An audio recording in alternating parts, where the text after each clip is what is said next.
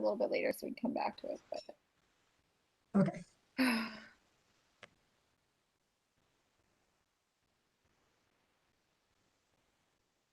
I apologize for the delay, everyone. All good. Okay, she says, I am good. It's good. Oh, there we are.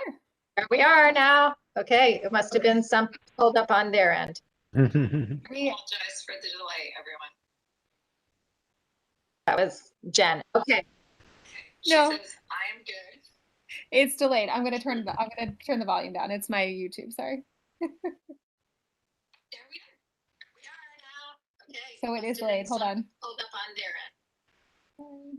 Just trying to turn the volume down. Okay. Hold on, I have to mute it. Okay, good. Okay. If anyone has the YouTube live on in the background, you have to mute it. Otherwise, we're going to hear the delay. Yes, that's what I was just doing. That is my fault. I was the delayed person. So I'm watching us. We are delayed. We are good, but we are live. All right, we are live. Okay, so thank you, Bernie, for sharing the screen. Just kicking off our first virtual meeting in a while. Catherine, are we allowed to start officially at 6:43? We are. Okay, fantastic. Ed, are you by chance taking notes, or are you able to do that? Are you still doing that? I wasn't planning on it, but I can certainly do that. Would you mind? You've done such a great job on that. And I mean, we can rotate next time again too. And Ed, this is Catherine. Your notes can be less comprehensive. You've been doing an awesome job. If the content is in the slide, just skip it because I post the slides as part of the record as well. So it's really just to fill in the blanks. Okay. Let me start a Google Sheet here and I'll take some Move notes. to the next slide. All right, so for today's agenda, we're going to do a quick land acknowledgement, then we're going to follow up on sustainable CT, TCIP, and then talk about some gas-powered leaf blowers. And then we're going to turn over our time to our guest speaker today, who is our town manager, Matt Hart, who is on the phone with us today. Thank you very much, Matt, for joining us. We're very excited to have you. And then we're going to go back to our SAG vision, goals, objectives discussion. There's a lot of material in there. We apologize for not getting that to you sooner. We've been kind of working on it up to the very last minute due to some complications and delays that prevented us from getting to it a little sooner. And then we'll talk about those priority action items and where everybody wants to be sorted. We'll do that final roundtable where we've done at the end of every meeting where if people have announcements they can share, and then we'll talk through next steps. And that is our agenda for today. So it is a lot of material. We'll do our best to get through it. We will not try to keep you over for more than, I don't know, maybe we'll go over by 10 minutes, but if we don't get to everything, we will roll it to the next agenda, okay? All right, next slide. We don't have a land acknowledgement. There we go. Land acknowledgement placeholder. So Kim, back to you. Hi everyone. I think it's completely, this is the right time and place to offer a land acknowledgement, given exactly what you just said, Julia. We have so much to talk about. We have the potential to have so many impacts on our town, especially in the realm of sustainability and equity and inclusion. And so one of the best ways to start a meeting like this, and something to think about through this entire meeting, is how can we decolonize these spaces, even though we're virtual. We are all on this land that was the home of indigenous people in the Hartford and West Hartford area. That's Sakiog and Tunxis and Wangunk and probably other Algonquian speaking indigenous people. So let's acknowledge them. Let's recognize and offer our gratitude to these indigenous people who are a part of our past, our present, and our future. I know most of my knowledge comes from indigenous sources, and so let's offer our gratitude and especially as we share that with our community. So thank you. Wonderful. Thank you, Kim. Okay, moving to our next action item, we have a quick slide from Catherine. Catherine's going to give us some follow-ups, and then we'll turn it over to Matt. Yeah, so just 3 things I wanted to touch on. We covered before that our Sustainable Connecticut application is in, and we will hear in early November. Hopefully that we've attained silver certification, and any recognition events will be in December. I did hear from the program that they're very excited this year, with the help of a great group of Sustainable Connecticut Fellows. There were a record number of applications from towns, so that's good news. I also wanted to let you guys know that if you want to stay in touch with the Sustainable Connecticut program, you do not need to go through me. You guys are on this sustainability advisory group. You are residents of the town of West Hartford, who is a registered community. There are various ways to stay in touch with the program, and they do offer some great resources. So you can go to their website. I've included some hyperlinks here. You can sign up for their newsletter, which is usually got some interesting information and content and news about events and just the program itself. They do hold regular coffee hours. For example, the next one, I think Matt Hart just told me he was going to attend, because they are doing an hour session with Data Haven on all kinds of data about different communities and how to use that data to get to know who is in your community and different statistics about your community. So that should be a really fascinating hour-long coffee hour. Those are on Fridays once a month, I think at 10 o'clock. And then Sustainable Connecticut, also I included a hyperlink, has a really great training and events calendar, not only their own events, but other people's events that they link in on different topics. It's kept really up to date. A lot of the events are totally free. And I have been sort of perusing that when I get a chance. I attend things. I've sent stuff out to a couple of you. I know I sent something to Ted the other day. I send things to our town planner and our economic development people. They have trainings in all different areas. So feel free to check that out and sign up for things. The other two updates I wanted to just put forward was, as many of you know, because a lot of you offered public comment in support of it, the town council on September 14th did vote to pass a resolution in support of the Transportation Climate Initiative program. Thank you for your support. And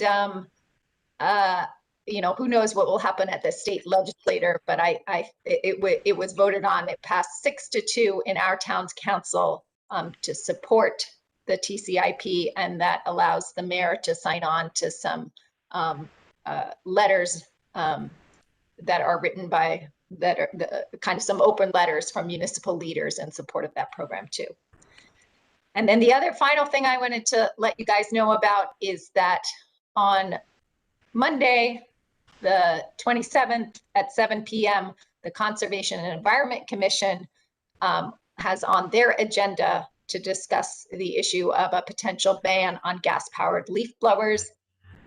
So they are going to include a section for public comment, and will be providing a way to call in or get on the WebEx for their commission meeting, which will be virtual as well. So look for that if you're interested in attending and keeping tabs on that issue.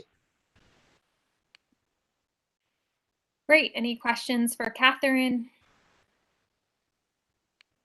If you are raising your hand or doing something to that effect, I'm trying to flip through. I can only see 3 of your faces at a time, so just shout out. I have a quick question. I'm wondering if this might be something better to discuss a little later in our meeting, but gas-powered lawnmowers are also quite loud. I looked that up recently because in connection with this electric lawn brigade event, a typical gas-powered mower, and I think this is just those that individual people, you know, like you or I would push around our yard, operates at a decibel level of 90 versus a decibel level of 75 for an AV. So, or an electric mower, which is certainly, you know, 75, that's plenty loud enough, but as it goes up, it really makes a lot of difference. So if it's partly the noise, then I wonder about the lawnmowers too. If it's the pollution, then, well, still it's the same, both noise and pollution. So I'm just wondering, I'm not sure exactly where the ban just leaf blowers came from. I don't think, yeah, I don't think it is just leave. Maybe I misspoke there. I think this is the start of the discussion. We've been sending them some comments from residents, which have mentioned leaf blowers and have mentioned other equipment too.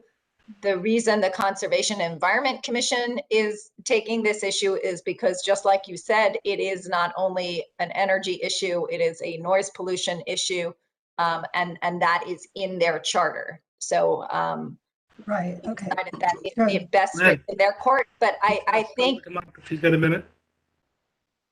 I think I think that's all fair game for, hopefully they'll get into some of those issues in their meeting. Or you could write in to the chair of the commission. The link on this slide takes you to their website. And if you want to write to Matt McCunis, the chair, before the meeting to make sure they kind of address those issues, I would do that too. Okay, great. Everyone, it's Ted Newton. I am on the commission and There you go. attending or part of the task force as a representative of the commission. Yes, it is on our agenda for next Monday. It is not just limited to gas-powered leaf blowers, it's gas-powered landscaping equipment. So that would include lawnmowers, leaf blowers, mulching things, whatever. So Christine, you're welcome to attend the meeting if you'd like to offer a comment. I plan to. But Catherine had sent the there- information yeah. out, yeah. Right. So I don't know whether it was just the communication between the committee and Catherine, or just using gas-powered leaf blowers, but it's a larger group than just the leaf blowers. Yeah. That was probably my error when I put it on this slide. I apologize. Oh, no problem. I think there was a All right. particular I'm letter gonna about. pause this conversation. I'm sorry. we're gonna take, Yep. we got a lot of other Matt. stuff we Gotta hear gotta from Matt, right? get to. But thank you, Ted, for clarifying. Thank you, Chris, for your comment. Does anyone have any other questions for Catherine?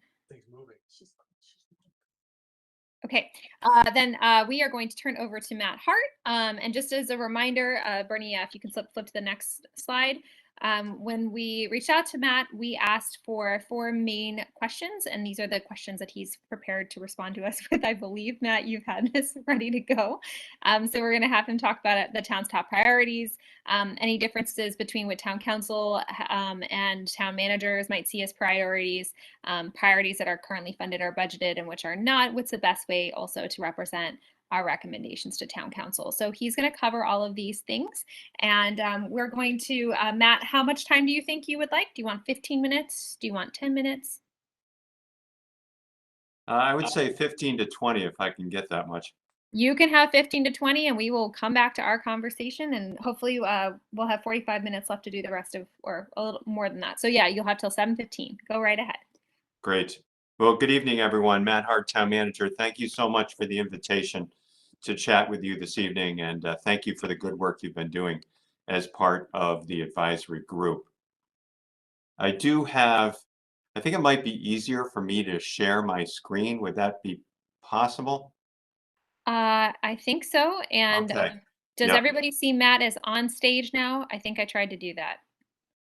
Like, is he bigger for everybody else, or is it just me? Well, I stopped sharing. I Matt, see a gallery view. Oh, okay. All Can right. Well, folks see my screen? yes, we can see your screen. Okay, so this is just, let me move it over here. This is just a simple Word document.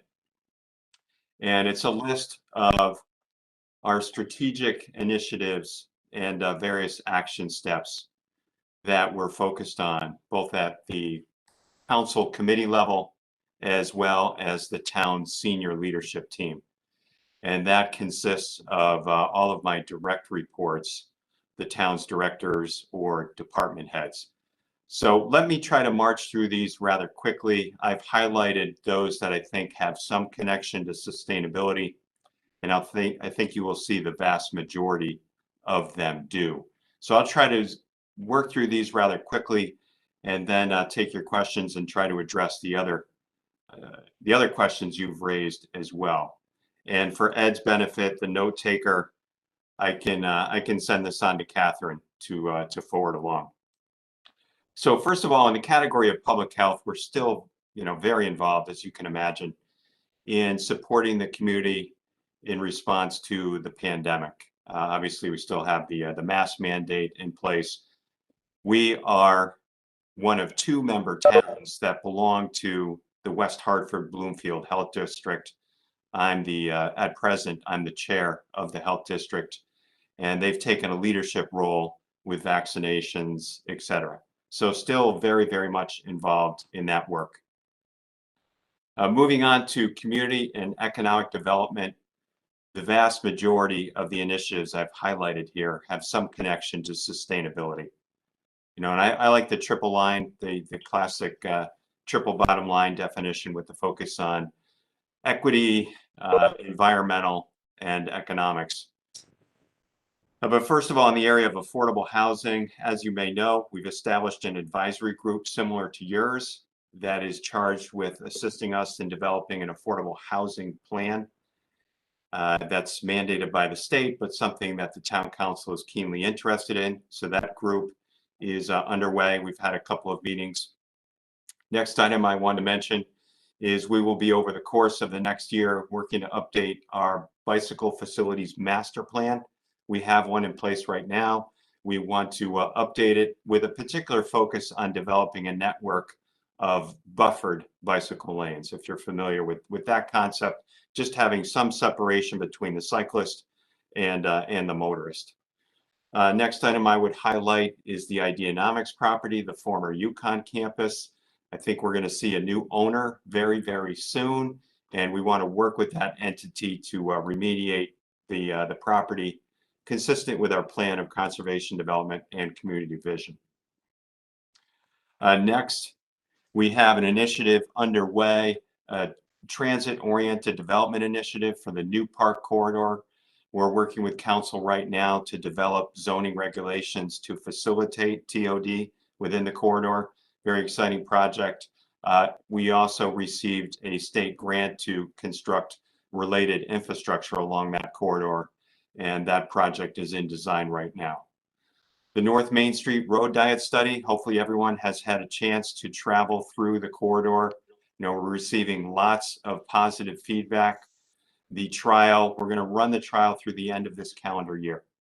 And then we'll analyze all the data, including the impacts to other roadways such as Trout Brook Drive, Mountain Road, et cetera, and make a determination as to whether or not it can be made permanent. Moving on, outdoor dining and retail have proven to be very, very popular. Significant support to our restaurants during the pandemic. Some of our restaurants in the center, the last 2 summers, have been their best summers ever. Best summers ever. And they attribute that largely to the outdoor dining that we've helped create there in collaboration with them. A stormwater study. Stormwater is a significant issue for us in the recent weather events, and many of us probably on the call, myself included, we had hundreds, if not thousands of homes that experienced some type of flooding. There are many, many reasons for this. I can go on for hours talking about that topic alone, but we have a significant series of studies underway. We'll be presenting the second study to council committee later this week. It's going to be a very expensive project over many, many years. So we will be developing a plan to finance the necessary improvements. Moving on to the area of what I would call community services, and key departments there would include leisure and social services, as well as the library. Panhandling is something we've been focused on in collaboration with the police department, and we really want to approach that issue in a humane and holistic way. So it's a neat partnership between social services and the police, working in teams, going out and interfacing with that population. Social services itself, we want to assess the structure, make sure we have the resources in place to meet current demands. Another thing, a neat thing we've done recently with the support of the library, we have established a mayor's youth council. So it's a council established of youth representatives from around the community. And it's just fascinating to have their perspective. And I think many of their goals and objectives will relate to sustainability as well. Moving on to the category of finance and budget, rescue plan, the American Rescue Plan Act. As you may know, the town of West Hartford is fortunate. We're going to be receiving a significant sum of money. We already have received about 50% of it, and we want to put it to very good use. Projects and initiatives that will have, that will first of all provide relief to affected businesses and nonprofits in town, but then secondly, to promote a variety of good things. And I've listed several examples here. Promoting public health and safety, sustainability, economic vitality, equity and inclusion, and customer service improvements and efficiencies for our town government. I'm gonna keep moving on. Oh, pension obligation bonds. I know some of you, Bernie, such as Bernie, track that issue very closely. We had an issue with the town's pension where it was woefully underfunded at about 41% or so. Significant budget driver for us, significant long-term financial liabilities. At the good suggestion of our mayor, over a period of years, we worked out a solution to issue what are called pension obligation bonds. Just to summarize quickly, our pension plan is now 100% funded, and we expect to save upwards of $140 million over a 25-year period by making this move. In the area of human resources and labor relations, we have a diversity, equity, and inclusion initiative underway. We have conducted various workshops with our senior leadership. We are now pushing that out to our larger workforce.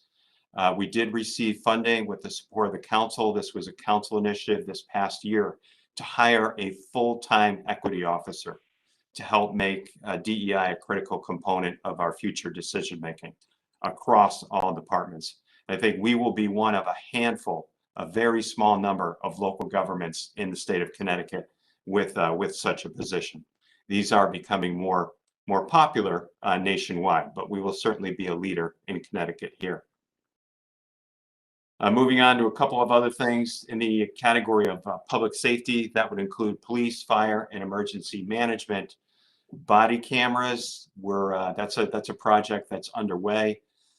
Our police department has piloted a couple of different brands of body cameras, and we'll be deciding on a final product soon. And we're doing this in part in compliance with the 2020 Police Accountability Act passed by our state legislature next year. On a related point, the council's Public Safety Committee, we've been working on a community trust action plan, and some of the key items there are establishing a civilian police review board. We did establish that board, the council established that board some months ago, and implementing a whole host of related strategies really to strengthen the relationship between the police department and the community as a whole. And then the last major category I wanted to touch on, and then I'll pause before I address your other questions. And this is in the category of public works and facilities. Many items I think that relate to your work here. First of all, our Brixton Street complex. We have an architectural study underway. We're looking to complete that soon, and it will give us a list of recommendations as to how we can improve our assets at that site. We'll have a focus on public works, obviously public safety, because we have a fire training tower there. We have an indoor police shooting range there, but probably more relevant for your work, that's the home to our recycling and waste management operation. And we want to build a larger full-scale transfer station, have room for food processing, any number of exciting things. The Elmwood Community Center, as you may know, the town is purchasing the former St. Bridget School at 100 Mayflower Street.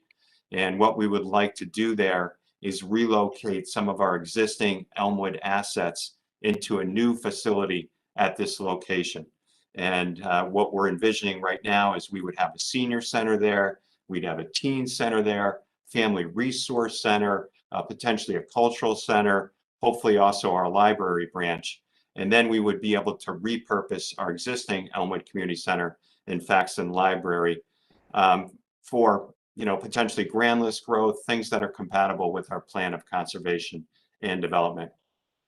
And we do want to approach this. We want to plan to build either to net zero or a comparable LEED standard.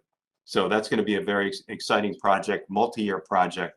I expect it will probably take 5 to 6 years to complete. Public safety facilities, we're also looking at all of our fire stations, our police station, and because many of them are dated and need some improvements. And then a sustainability plan. Very, very soon, I expect the council will receive a proposed climate emergency resolution. As part of that, I foresee a recommendation to establish a citizens advisory with staff support, a citizens advisory committee. Maybe that's a future role for this group in part to help us prepare a more integrated sustainability plan, with a focus on energy conservation, certainly transportation, recycling and waste management, stormwater management, and the reduction in our carbon footprint. So I know that was a very quick whirlwind tour of the majority of the major initiatives we've been working on over the past year. Before I move on to address your other questions, can I take any quick questions on what I just reviewed? Again, I know it was a fair amount of detail. Absolutely. And Matt, what we can do is you can have until 7:30 and we'll just take the last hour to do our thing. So if there are questions, this is a good conversation to have if people are, if you're open to staying a little bit, and let's see how the questions come out. Maybe there's great. No, I'll stay for the entire meeting because Great. I'm keen to hear about your other work as well. Super. Anybody? Henry has his hand raised. I was just wondering, I'm really interested in the Elmwood project and was curious. I saw that you're going to convene a task force of local citizens. How does that get, how do people find out about when that offer goes live? Or is that just posted to the town website or? No, great question, Henry. We'll push that out through our various media. And we'll post it on the website, certainly. But we also have a listserv, folks that have subscribed to receive town news.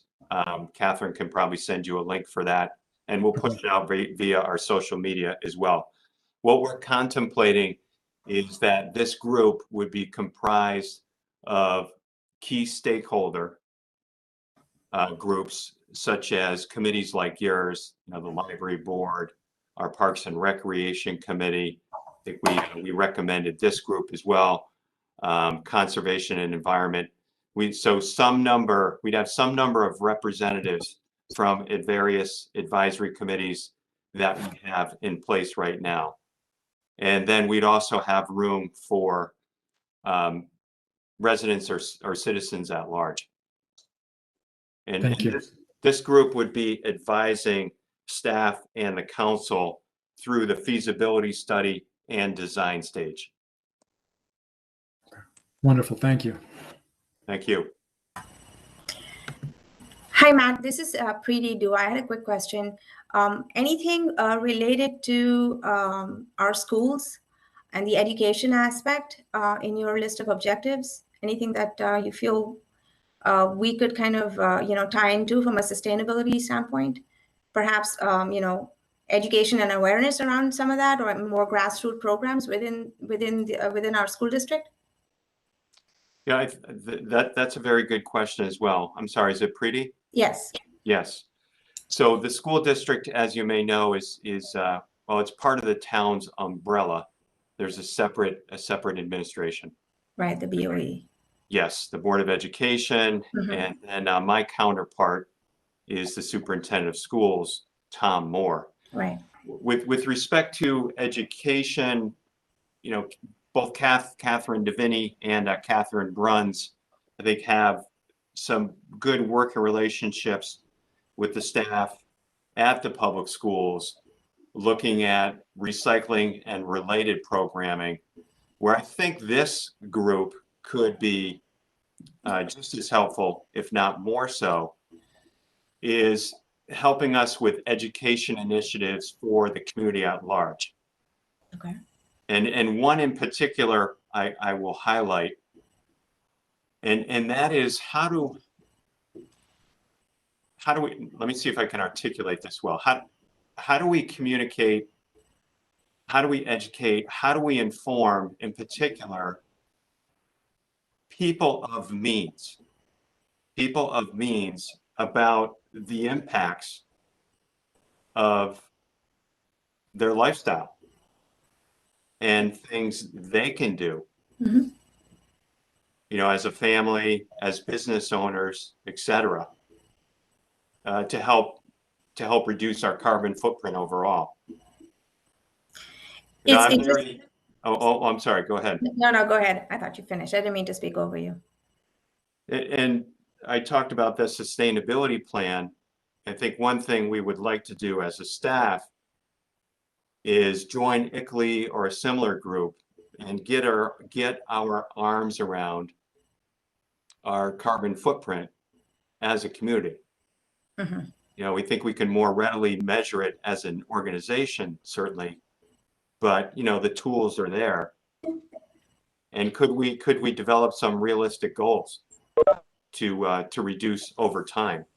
And that is going to require citizen participation at a very significant level if we want to make any substantial progress. Okay. The one thing I wanted to call out is that it's interesting that you talk about citizen participation. I think there's probably a need for a broader or more formal change management type of discipline that perhaps will actually help you bring people along on this journey, as opposed to mere awareness and education. You know, just using change management the way they use it in the corporate world to actually people get to onboard people onto a mission. So perhaps that's something you could think about. I think it's very effective from what I've seen, and there's a formality to it. There's a method to it, and it goes way beyond just mere awareness and education. You know, I like that. It sounds like a deeper level of engagement, certainly. Yep. Because it sounds like there's commitment involved. Yes, there is. Thank you.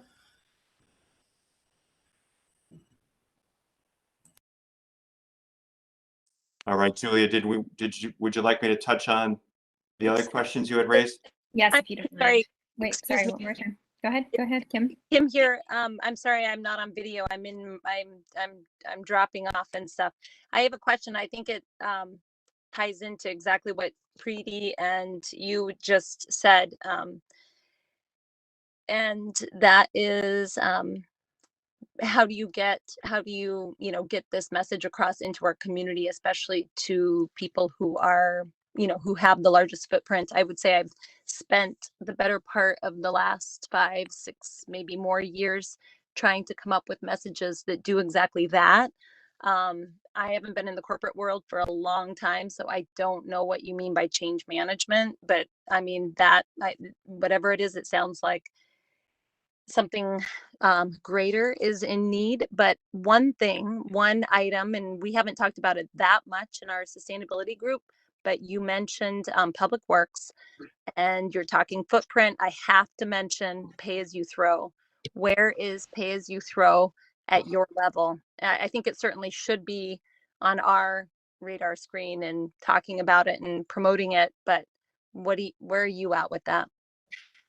Greater is in need, but one item, and we haven't talked about it that much in our sustainability group, but you mentioned public works and you're talking footprint. I have to mention pay as you throw.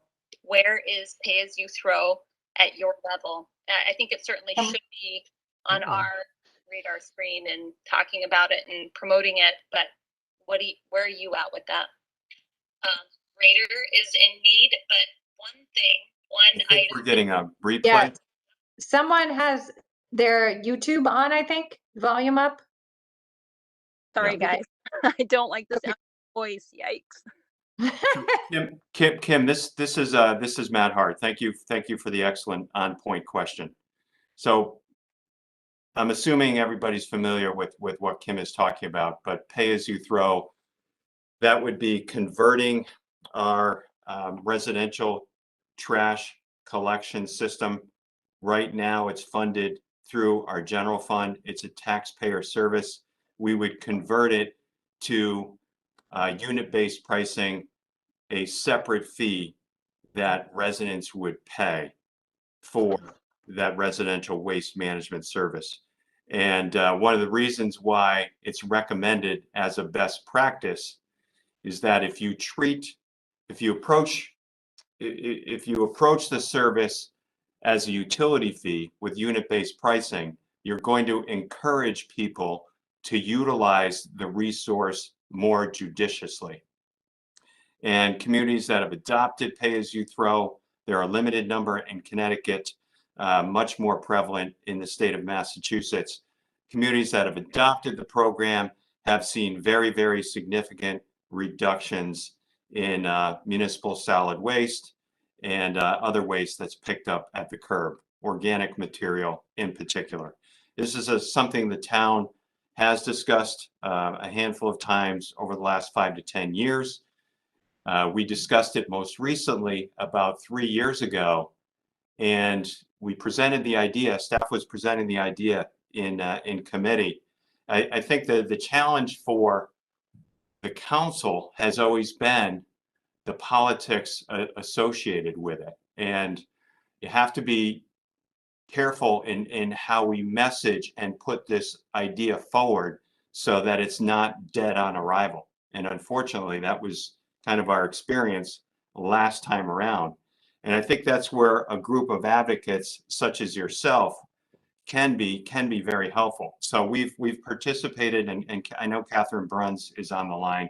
She's participated in a deep initiative that's looking at this, you know, from our perspective as the municipal CEO. I wish we could approach it as a region, where a number of towns would lead off and initiate pay-as-you-throw at roughly the same time, or even more preferable to that. Let's see the state do that. But the state is not there for various reasons, although, you know, they've been helpful in many ways. So I think what I see us doing, again, we want to build out our transfer station and recycling capabilities at Brixton Street. I think build that out, and then, you know, seek to engage in another community conversation around pay-as-you-throw, unit-based pricing. And I can see us recommending it again sometime over the next couple of years. But it's going to be so important to position it in a way that, you know, we can obtain some buy-in and have a community conversation so that, you know, we can foresee so that we can obtain a better outcome next time around. I know that was a bit of a rambling response, but No, hopefully I responded, Kim. thank you. And I definitely hear what to me sounds like genuine support for this idea. I just want to put something out there for our group and maybe for you as well. I understand the politics. I understand being careful. I would just suggest we maybe think next time, maybe we were too careful and, you know, putting survival of our planet and us, we human and living things that depend on it. No, I hear you and agree. And I think if we adopt a climate emergency resolution, you know, that would help provide some impetus to major initiatives like pay-as-you-throw. And we were talking about educating the community earlier, particularly including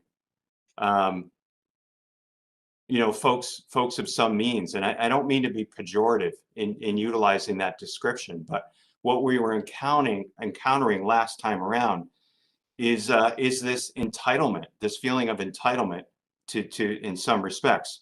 Yes, you know, I deserve that 96-gallon can. I'm paying for it and then some in my tax dollars.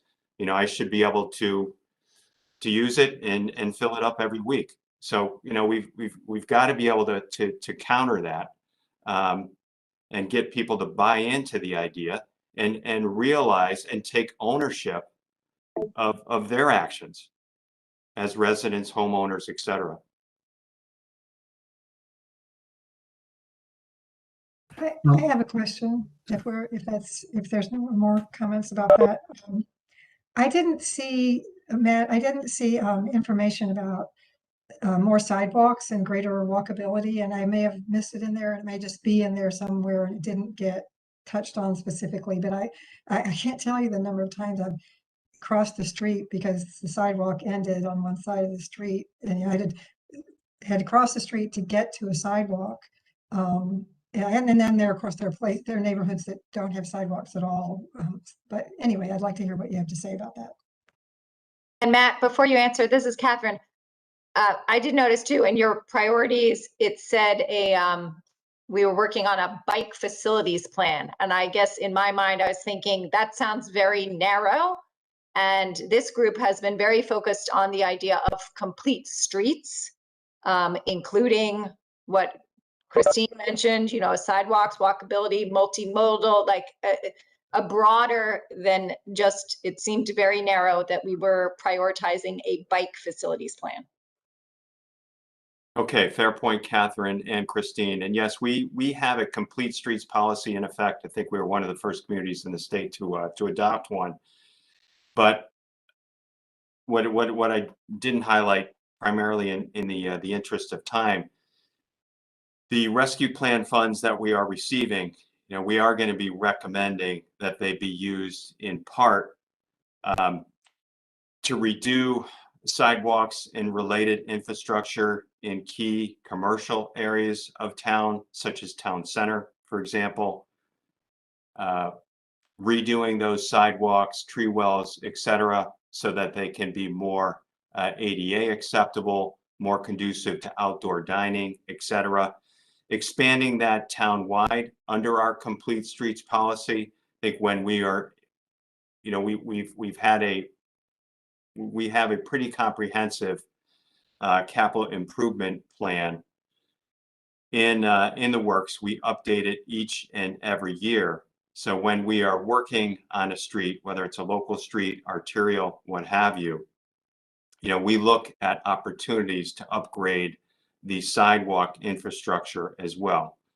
You know, we are, by and large, a pretty walkable community, especially compared to many of our neighbors, especially compared to many of our more rural neighbors, understandably. But yes, we do have some gaps. We do have some holes. You know, there are areas along Mountain Road, et cetera, where we don't have that pedestrian access. So when we look to upgrade those streets, you know, we will look to take that opportunity as well and add those amenities where we can. So we are getting close to 7:25. I don't want to necessarily cut the conversation off. I think this is really great, Matt. Mary's had her hand up. Mary, you're going to be our last questioner, but then I have a couple comments for you, Matt, since you're going to stay through the meeting. Because I think we've got some reconciliation work we've got to do for our group. So this is very helpful. Mary, how about go right ahead? That's a lot of pressure having the last question. Matt, I also wanted to really thank you for highlighting the sort of pushback you get from privilege. I think that's a really, I think, heartening thing to hear from someone from the town. So I think it's something we all feel as well. I could have missed it because I'm home with my kids and they've been loud. But I was curious about the question of housing, and in particular, affordable housing and dense housing, and what the town is thinking that. I know Ideanomics is sort of maybe part of that. But that's a question I have. And then I also have a question about, I guess, how the town is thinking about transit accessibility and social services, especially given this move from potentially the Elmwood Community Center to St. Bridget's, which is, of course, sort of further off the really main bus lines that come through West Hartford. Thank you, Mary. So let me address those. First, with respect to affordable housing, the council has established an affordable housing working group similar to your group. We're still in the beginning stages. We've had 2 orientation meetings. But our next meeting, we're looking to meet in early October. We'll be presenting a roadmap to prepare an affordable housing plan. So we're going to look at a variety of ways to promote affordable housing in our community. You know, one thing that has worked successfully, we've seen some successful examples in West Hartford as of late, particularly some housing authority projects, are mixed income projects, multifamily projects, such as what the Housing Authority has constructed at 616 New Park, and now as a project underway at 540 New Park. You know, we'd like to, that would be one thing where we would look to replicate that model.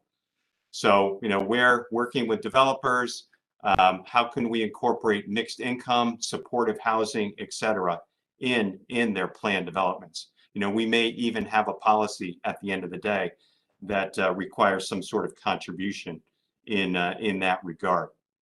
So much more to come there. And with respect to transit and public transportation, I foresee that being a key element of a sustainability plan.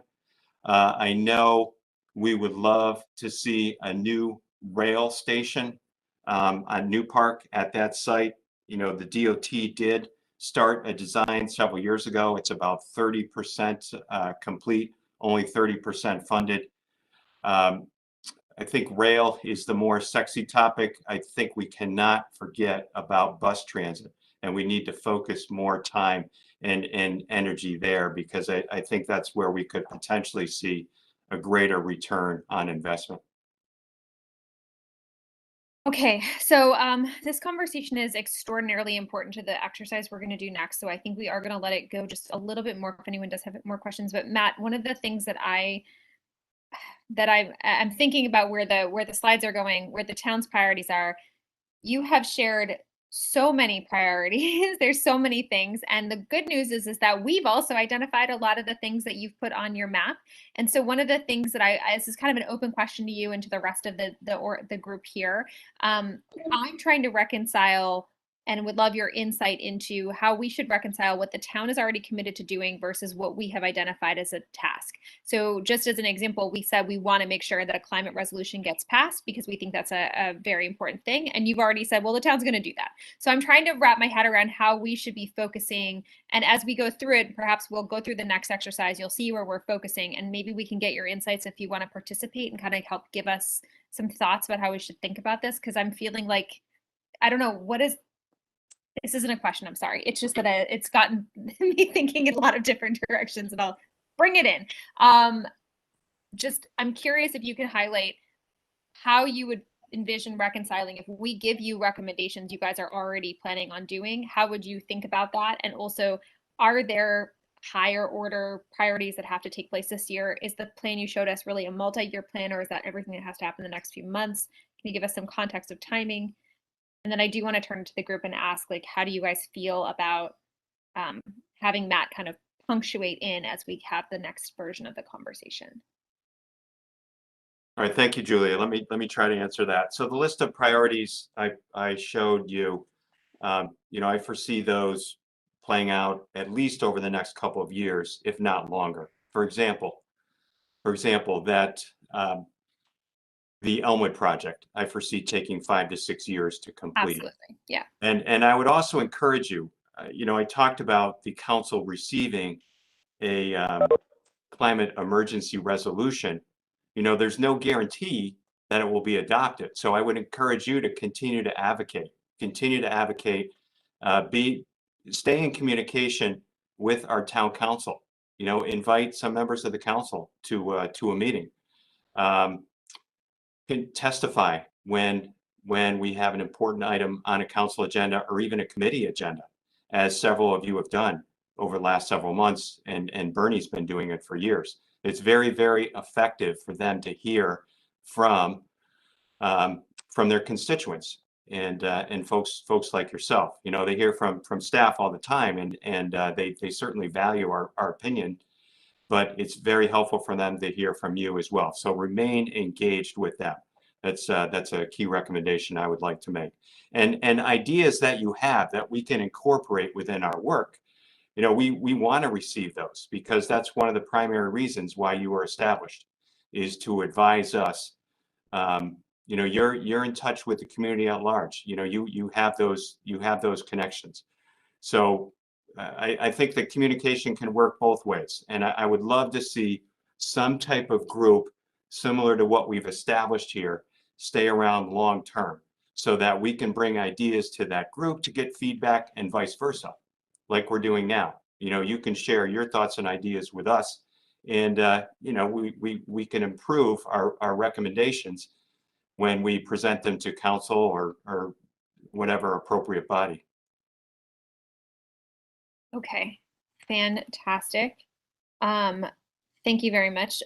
So then I want to turn it over to the rest of you with the comment that I was making to the rest of you. How do you feel about Matt kind of punctuating in this? This is going to take a slightly different turn if we do it this way, but I do want to make sure that what we're going to focus on brings meaningful additions to what Matt has already said the town is prioritizing.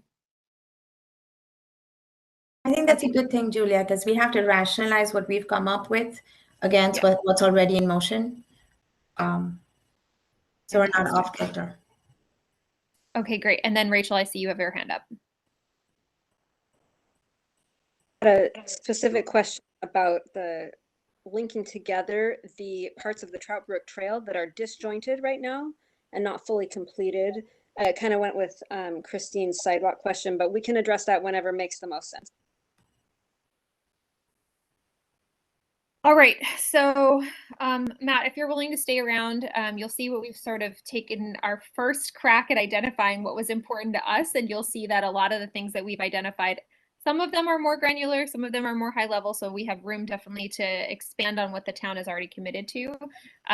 But guys, what we're going to do next is we're going to go back to the presentation, and I apologize, one second, I had made Matt center of my screen so I couldn't see the slides. Okay, so we're going to go back into this exercise about vision, goals, and objectives. When we last met, if you recall, we went through a pretty extensive brainstorming exercise that identified and bubbled up the 11 hottest issues that we thought were going to be really important to all of us as a group. And we are going to find a way to collect all of that information, put it into some sort of a package for the town. That's another question you didn't get to, is what would be for the preferred method. So that would be a useful thing for you to answer before the end. But the first ask was share your vision, share your mission about what we're trying to accomplish here. We all went around the room, and then Preeti and I committed to kind of taking some of the vision and mission statements and culling them down. What we couldn't do is pick our favorite. So we kind of picked a mission statement, and then we've got a lot of vision statements. So the first exercise we're going to do might take us a few minutes. I think we should dedicate about 15 or 20 minutes to this, and if we need longer, we'll take longer. But we want to get ourselves to one vision statement and to see if you guys agree with this mission statement that we have, which we've identified as the mission is really what are we setting out to do as a group, and the vision is kind of that pithy, short little vision of like, what is the vision of the future of West Hartford that we want to see? Like, what are we trying to do? So I'm going to turn it over to Preeti, and if you want to help take us through this. And then we were thinking it's virtual, so we were going to, last time we used stickers to vote on these things, so we think we might just have to do hand raising, and we'll have to watch diligently in the hands on the side, and we'll see if we can coalesce down. I see Mary has her hand up. Is that because you hate the way we're doing this? You want a better suggestion? Because we certainly could take one. Nope, that was a mistake. Sorry, I'll lower it. Anyone else have any other suggestions on how we should? Are you guys okay with the voting through the chat feature? We'll count how that works and get feedback. So before we vote on anything, Preeti, I'll turn it over to you, and you Sure. take us through this. Okay, thanks, Julia. And Hi again. So as Julia pointed out, this is a compilation of the visioning exercise that we did in the last meeting. If you recall, we just threw out, a couple of questions on what the vision was for each of these, each of our advisory board members, and we captured the sentiment, and we captured a whole bunch of buzzwords. What Julia and I did was we took that and we parsed that down, and then we assembled what we think is perhaps more relatable from an advisory board perspective. Typically, an advisory board would have a mission and a vision statement. Mission being our purpose, kind of our objectives and how we intend to fulfill them. Vision being something that is out in the future that we would like to aspire towards. So having said that, for SAG, we came up with this mission statement, and I'll pause here before I go into the vision to get some sort of reaction, but I'll read it out. Our mission for the Sustainability Advisory Group is to create a sustainability framework that enables West Hartford to become the most sustainable, equitable, resilient, accessible, and livable community in Connecticut.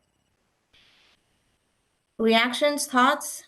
This was what we basically thought was all encompassing and really captured the themes and the buzzwords that we picked up through that visioning exercise. I have, this is Heidi. I have two reactions to this. First, I like the meat of it, but there were two pieces that I think we should challenge ourselves to do better or to do more. The first would be, instead of enabling the town of West Hartford to do these things, I think we should challenge the town or inspire the town. I think enabling is a little namby-pamby. And then the other piece is, I think having it be the most livable, sustainable, equitable, resilient, accessible community in Connecticut is a low bar. I think it should be the best that it can be, and not in relation to other communities. Thank you, Heidi. Anyone else have any other comments or reactions to what Heidi said or what we've shared for the mission only? Hi. I sort of agree with Heidi that I think that the sort of framework, the sort of becoming the most sort of allows a stopping point in a sort of way that once you become the most of those things in Connecticut, we can stop striving to become better. And I think that there's a sort of framework of thinking about sustainability as something you can never achieve, but that you continually strive for, that I think would be a different way of thinking about this. That I would sort of, I think that the language could be shifted a bit to have it, reflect this sort of sense that we're going to continually strive. And I think the second thing is I really like the words here that are the sustainable, equitable, resilient, accessible, livable. But I think that having the sustainability framework and then the most sustainable without the sort of word environment appearing, I think that we in the last meeting really talked about that sort of triple bottom line approach of the sort of, environment, equity, and economy. And the sort of, I think the environment is implied, but not really outright stated. And then I would like to sort of nod to, economic vibrancy or economic viability, something there that ties into this sort of idea that some of us were expressing about wanting to make sure that the town is not just a place to live, but also to work. Okay, thank you, Mary. Anyone else?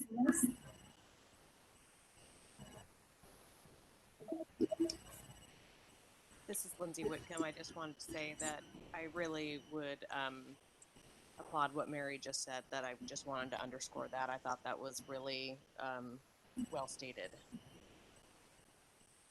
Great, fantastic. We will take that feedback. Anyone else?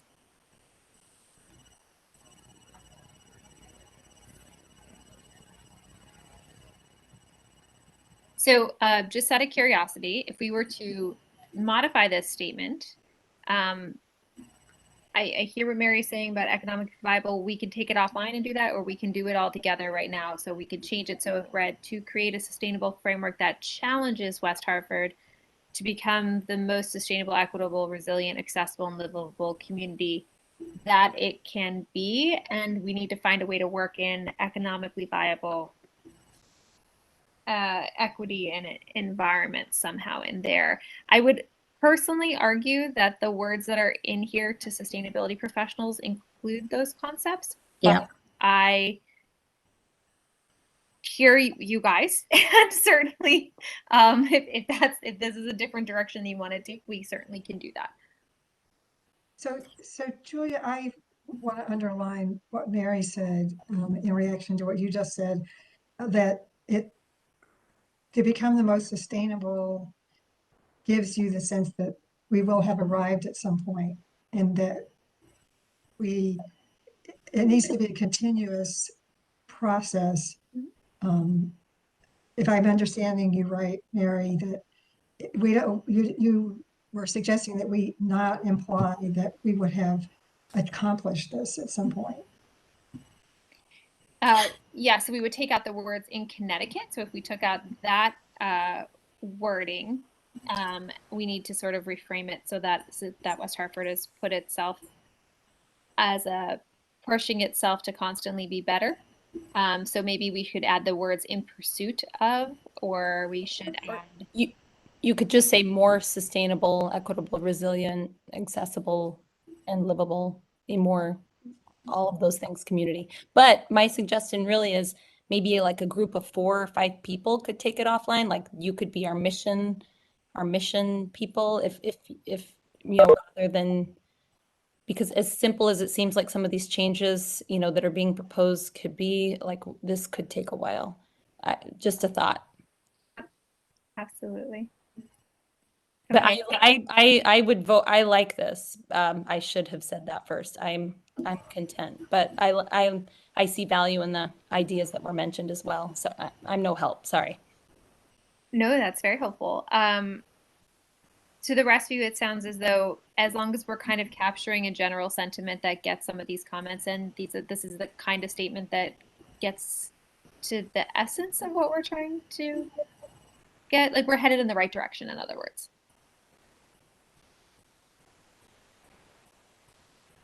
Trying to see people's faces. You guys feel like we're headed in the right direction? Okay, well, we can certainly keep working on massaging the mission. Really, how do we want to do the vision statements? Yeah, I think in light of the conversation around the mission statement, perhaps the vision statements probably don't line up with the expectations that we've just heard. Because again, they're very, the vision statements were developed with the thought process of having something that is, again, all-encompassing but pithy. And it isn't, it's most vision statements will not include every word or every aspiration. They're more thematic. And so that's how we've designed these, or rather developed them. So I just want folks to keep that in mind. Some of the stuff that you're saying doesn't necessarily have to be a vision or a mission statement. Some of it may have to be included, but a lot of it is encompassed in the goals and the objectives. A lot of it is also execution. So I would encourage you to be mindful of that. But regardless, I mean, I'm just going to run through the vision statements, and I suspect there will be a similar sentiment insofar as capturing some of those words that we were talking about in the mission statement to be included in the vision statements, because they don't right now. So if you read them, they're in sync with the mission, because that's how we thought about it. But clearly, if we refine or recalibrate the mission statement, then the vision statements would have to be in sync with that. So I don't know, Julia, if it even serves a purpose right now to go through the vision statements, because they're in sync with how we designed this mission to be. That's fair. Well, I do think it's worth kind of reading through them, because I think that they are, just to kind of calibrate everybody back to where we were mentally in headspace. We won't vote on them tonight. Let's take this out. We'll take this offline with the mission vision group, and we'll start one of those. But sure. Why don't we just read them through, because I do think all together they paint a very healthy picture of what we're trying to accomplish for the town. You want to read them? Sure. So the first one is to accelerate the attainment of the town's mission to become a sustainable community. Number 2 is to enable, and again, these are alternatives. So it's 1 or 2 or whatever you want, or combination thereof. The second alternative is to enable the town to improve the social, economic, and environmental well-being of our community by balancing growth and sustainability imperatives. The third alternative is to improve the well-being of our community and protect our planet by enabling the town to become a sustainable and environmentally conscious community, or to enable the town to nurture our community and planet through the attainment of its sustainability goals. Another one is to be recognized for showing up for one another and leading others towards a more sustainable, resilient future. Number 6, to identify opportunities for West Hartford to attract new residents, support its current residents as a result of its actions, which focus on addressing the needs of the most vulnerable communities first, investing in a circular economy and climate resilient future, and meaningfully considering its impact within the state of Connecticut. The last one, to assist the town in its goals to become a leading voice on environmental, racial, and social justice. Any thoughts, reactions, comments? And Kim, thank you for voting, but we're not going to vote this week. But if any other people do want to do Maybe that. a quick comment about 4. What I like about number 4 is that it brings the micro and the macro together. Right. That really places the town within the broader context of our changing climate and how it all fits together. I don't know if 4 is the perfect one, but it does bring the two together. So I would like to see that in our final version, if possible. Yep, I like that too. Yeah, I feel that same way about 7, that it's very holistic, and so maybe, you know, a combination of 4 and 7 gets us there. Okay. With a stronger verb. Sure. I would say I like number 4 and 7. We need that sort of more direct call to action, like just to reiterate what several other people said. Heidi, did you say cultivate or challenge instead of enable? Or someone said challenge, right? Challenge, Yeah, yes. challenge or inspire, or challenge and inspire. Cultivate is nice too, but I think we want to be a little more provocative. Well, or I'd like to see us be a little more provocative. Challenge though, like I feel like the people that in our community, they need to even know where to start. I mean, we need to help them. I mean, and challenging certainly is one part of that process, but I mean, there's a lot of learning and education that needs to happen first. I like 7 too, but if we just like, this is bold, to assist the town in its goals to become. I mean, to assist the town in its goals. The town's goals are bold. So, man, I think that's aggressive and bold enough. I mean, we have a long way to go. So, like, just to get part way is success. I like the word inspire for the reasons that you just shared, Kim. We have a comment in the chat, like number 6, without the part about new residents. Okay. Get the new residents. I really like how it says it addresses the needs of the most vulnerable communities first. Wow, what a change for West Hartford, I feel. That would be great.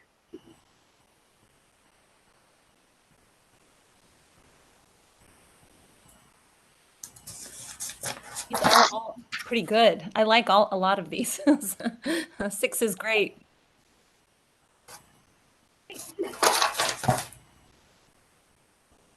Right, I'm making some comments, or jotting down some notes, I mean. Others, I like circular economy reference. I'm reading your chat notes. I like the circular economy reference. It's better to angle, provoke, challenge, inspire, not assist. Let's try to get a sense of urgency. Number 2, number 4, number 6, number 7. So it sounds like maybe there's some coalescing that's going on here from this conversation that those of us who are going to continue this work will take offline, and we'll come and present it back to you again next month. Do you guys feel like that would be acceptable, or do we want to continue this conversation for a few more minutes? Could I add one thing about the new residents? Yes. I think that, we're talking about wanting more diverse communities and inclusive communities. That really, given the town demographics, has to mean more new residents, because we are not a very diverse community or a very inclusive community right now compared to the state as a whole. So I think that there's this difference between sort of chasing residents as sort of like a trophy to be won versus building the social and physical infrastructure that we need to support more diverse types of residents. And so I think that we don't want to be sort of this nativist idea of West Hartford. I think we do need to have some, if we do have a nod, I think it would be, I do like this idea of sort of recognizing that the town, as part of its sustainability goals, needs to diversify and be welcoming. Thank you. Julia, this is Matt. I wanted to add a quick point as well, if I could. Absolutely. So first of all, I concur with the statement Mary just made. And I'm not sure how to work this in right now, but would encourage you to think about our position within the region and regionalism. Connecticut has some unique factors. We're one of only 2 states without county government. We have 169 separate municipalities in a very small state, very geographically at least. West Hartford is what, 25, 26 square miles? Just how do we work collaboratively with our fellow municipalities within the region, perhaps through our council of governments, to affect this change that we're seeking? Thank you for that comment, Matt. Anyone else? This is Lindsay Whitcomb. I had made the statement in the comments about the new residents thing from number 6, and it wasn't coming from a place of being nativist or anything, because I am not from West Hartford, but I just feel like it doesn't really, I personally just don't think that it fits quite under what our focus is for the sustainability group, and I'm open to disagreement, certainly, but taking into consideration Mary's point, I would just say that maybe it should just be framed as being welcoming to new residents versus, instead of like attracting new residents. Do you understand? Is that nuance is that coming through? Yeah. That does come through. And if you'd like, I wrote this based on a riff, and I can explain why I wrote attracts, because I chose it intentionally. Because I was trying to think about, and this is just, again, Preeti and I worked on these together. So this was one that I wrote, because what I was trying to fundamentally think about is, what does a town really want ultimately? And at the end of the day, a town really wants to make sure that it has a place that its residents love to live in and that other people want to move to. And that was what I was trying to convey with the word attracts. And I wanted it to be that we wouldn't just attract one type of community, but that we would be using these tools and these investments in sustainability and equitable approaches in resiliency and accessibility and livability to attract a community that feels welcome and wants to come and move here.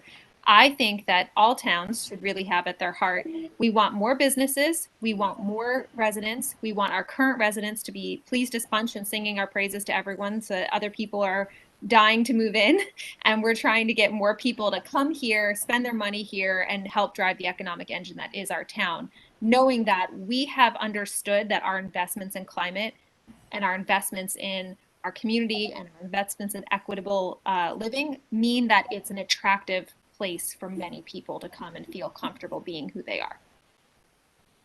So that was why I intentionally used that word. And I know I meant the role as facilitator of really trying my best not to defend what I've done or what other people have done. So I just wanted to explain that, Lindsay, because it seemed like you were curious where that word came from. I think that's a great, that's a great explanation of it. I don't like it. It's funny when I read it back about, because I don't have any skin in the game of not having people come to West Hartford. I've only been here a couple of years, but it definitely makes sense. And I also think it's important to consider like who who's the target audience for our mission statement. If you include information about if the target audience is city council and people that you want to catch their eye, that is important. That is really important to include. That information about including a potential benefit for economic feasibility for the future as well. Great. Thank you. Jay said you wanted to make a brief comment. Go ahead. Yeah, hi. Thank you, Julia. I wanted to just step back for a moment to the mission and vision statement. There's a couple of people, Catherine, I think, and myself, that wanted to suggest the word guides to the group that's going to take this offline instead of enables. And I think the reason why, for me personally, guides makes a lot of sense is that this group here has a sort of a body of expertise, and maybe even more importantly, the passion to motivate not just the West Hartford leadership, but also the residents in the community to move toward a better future. And I believe in our expertise and I believe in our passion. And so I think guides might be a word that I'd just like you to consider in your offline conversation. Thank you. Right, Yeah, absolutely. Other comments, and I swear I won't be defensive. A quick comment here. I like all 7 vision statements, but I worry that all of them are, at the end of the day, somewhat soft vision statements. And I'm just thinking, might it be good, might it be necessary to have some reference to statistics, to specific goals, for instance, the goals that Connecticut has set? For instance, should it say that West Hartford should meet or even exceed the 2030 emission reduction goals, which are 45% below 2001 level, and even say exceed if you want to be more aggressive. And that gives a very clear goal beyond just the attainment of its sustainability goals. It gives a number, and it holds the town, to the extent possible, accountable. And once you have that number in place, a lot of things will fall into place, because you will have to do X, Y, and Z to reach that goal. And that is going to have a massive impact on the quality of life in the town. And so, but these vision statements don't have a reference to that, even though Connecticut uses very specific reduction numbers in its own like DEP language and timeline.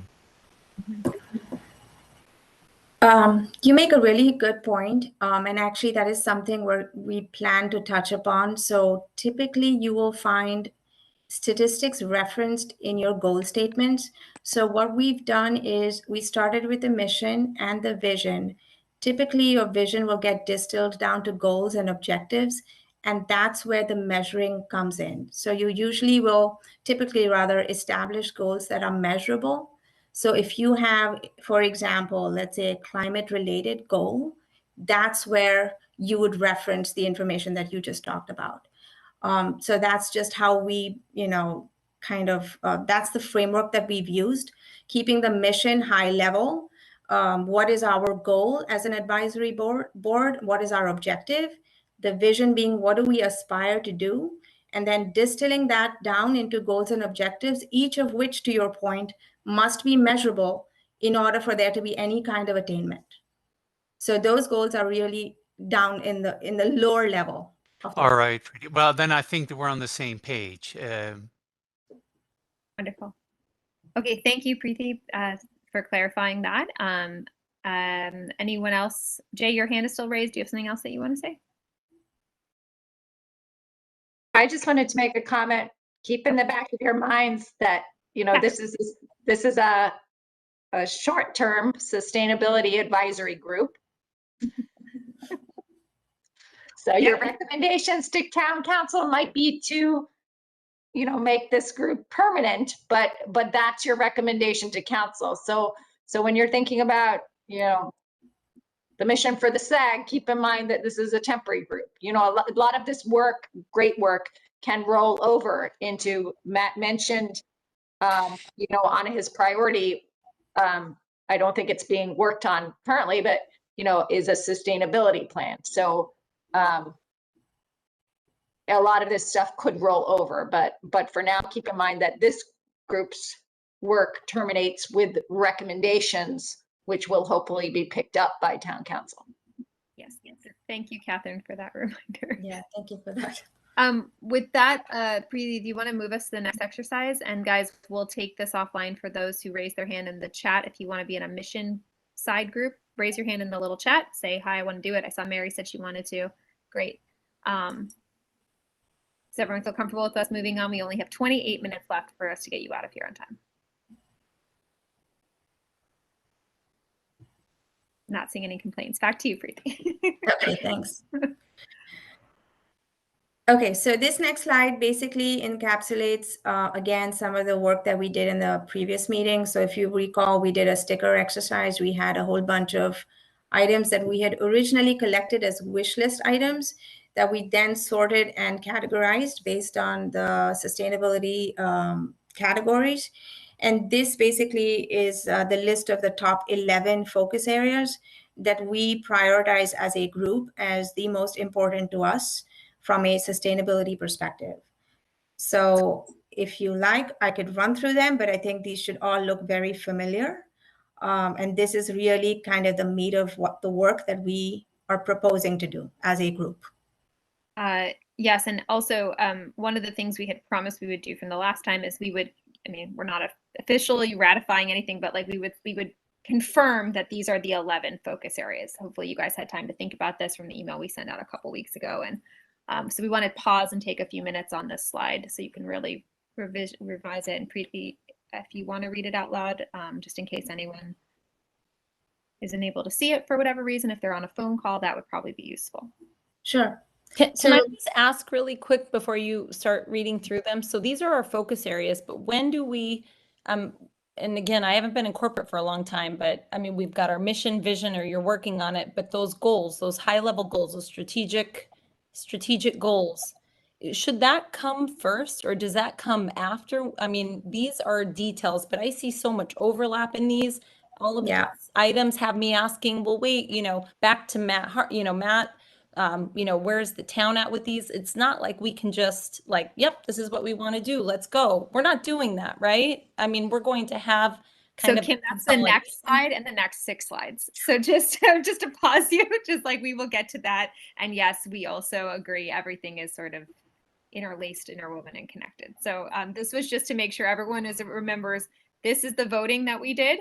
We just want to make sure it still rings true to you when you voted. There wasn't something that in your heart you were like, I can't believe we voted on one of these things that was one of our priorities, and that you want to raise that as an issue right now. That's what we're asking for right now, is feedback on these, and then we'll get to the goals and the structure that Preeti put together. So. I have a question about affordable housing. When we say affordable housing, are we thinking affordable for families, or are we thinking just, you know, single units or elderly affordable? That was not articulated, and that could be articulated by the people who decide to work on that topic.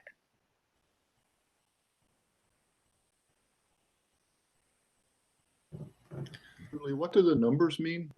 Oh, so then what we did go through is we just went through the Sustainable Connecticut and which category it fell under. That was all. Thank you. Sorry, that's what number 6 is, number 7, number 3. You didn't have to obsess over that. I was just we were kind of mapping it and forgot to remove them. Sorry. I was confused that it was number 1 and number 13 all at once. That was No. And yeah, and even though we put these in a priority order, this was how we voted on them. In reality, they're going to kind of all mesh and just be equally important when we write them. So they are in descending order of how, like the number 1 is the thing that the most people voted for.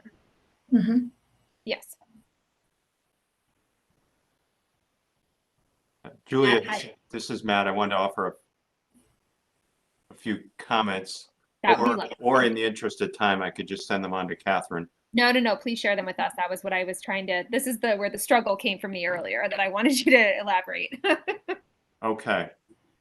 I think this is a great list. I don't know to what extent you want to add to it, but a few items. I had prepared a list as well that Catherine and I were discussing. I think building out our stormwater and drainage system is very, very important, because one of the things that's happening right now is that we're overwhelming the sanitary sewer system. Mhm. And that eventually drains, as you know, to the Connecticut River and then to the Sound. So I think building out that infrastructure and disconnecting our individual homes from the sanitary sewer and connecting them to the stormwater system, that's one of the big projects I was talking about earlier. And related to that, introducing low impact development regulations to reduce impervious cover. We have so much impervious cover here in West Hartford. And it's not just at our major commercial areas, it's at our residential homes as well. Every time we add to a driveway, build another parking area, et cetera, we're usually we're adding impervious cover. So I think developing some regulations elaborate there. on, for those who may not know, what does impervious mean?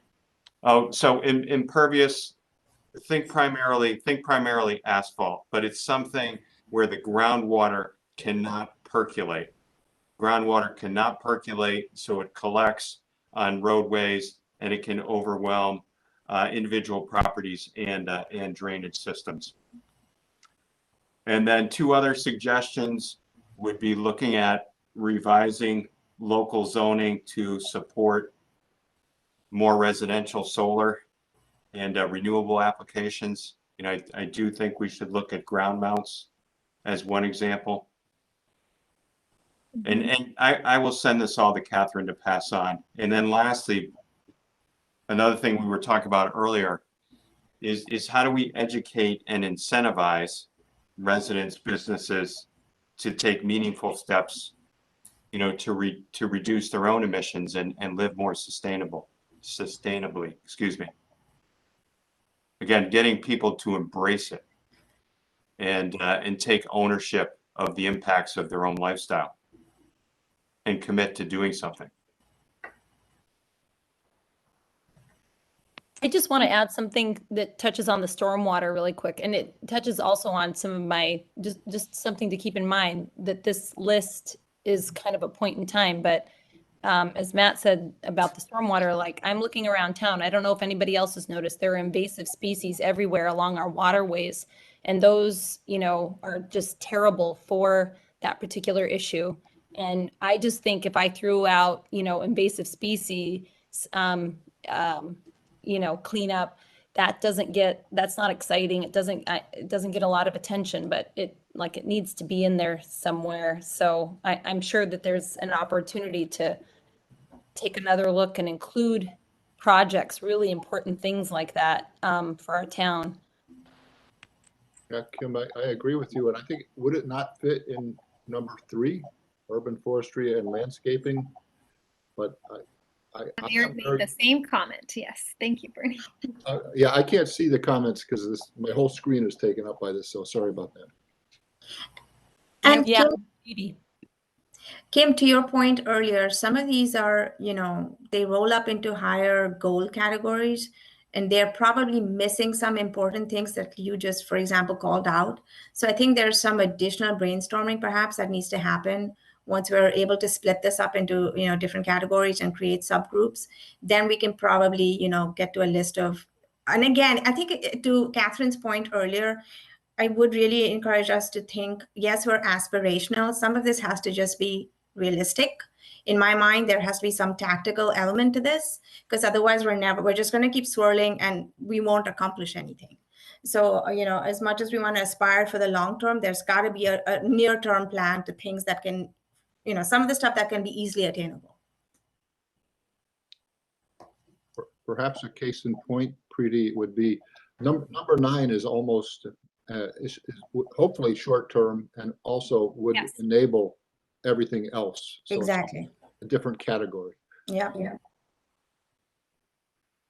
Okay, so Matt, thank you for your comments. I will tell you that we did have a long list of things that we sorted through. These were the ones that were the most relevant to the 25 of us that were in the room, that were most pressing, that we all felt were the highest priority for us at the moment. We will take your comments into consideration, but I'm very hesitant to, rejigger everything we've done since we went through that long exercise. But we will definitely take your comments into consideration. Stormwater can definitely be included under some of the landscaping initiatives and some other things. There's some things that are buckets.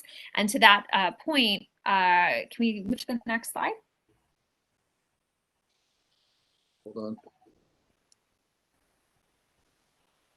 So what we did here, again, we didn't call these goals because in my mind, goals have smart links to them. They have very specific, time-bound, achievable, measurable requirements to them. So as far as I'm concerned, goals would then fall under these priorities, and each subgroup would then make up their own goals underneath these priorities. But we tried to consolidate it a little bit, so it's a little bit less